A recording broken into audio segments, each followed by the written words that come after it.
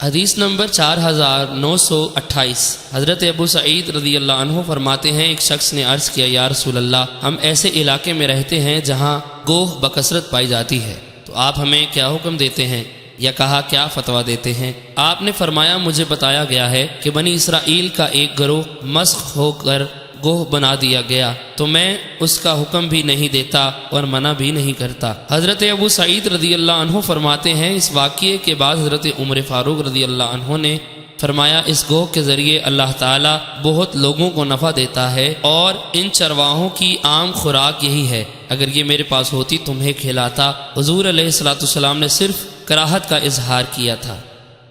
حدیث نمبر 4929 حضرت ابو سعید رضی اللہ عنہ سے مروی ہے رسول اکرم صلی اللہ علیہ وسلم کے پاس ایک اعرابی آیا اور کہا میں ایک نشیبی علاقے میں رہتا ہوں اور وہاں گو زیادہ ہوتی ہے اور میرے گھر والوں کی عمومی غذا یہی ہے۔ راوی فرماتے ہیں حضور علیہ الصلوۃ والسلام نے کوئی جواب نہ دیا۔ ہم نے کہا دوبارہ کہو۔ اس نے دوبارہ عرض کیا مگر آپ نے 3 بار تک جواب نہ دیا۔ پھر آپ نے تیسری بار پکارا اے اعرابی، اللہ تعالیٰ نے بنی اسرائیل کے ایک گروہ پر لعنت کی یا غضب فرمایا اور ان کو جانور بنا دیا، وہ زمین پر چلتے ہیں، مجھے معلوم نہیں، شاید یہ ان میں سے ہو، پس میں اس کو کھاتا بھی نہیں اور منع بھی نہیں کرتا۔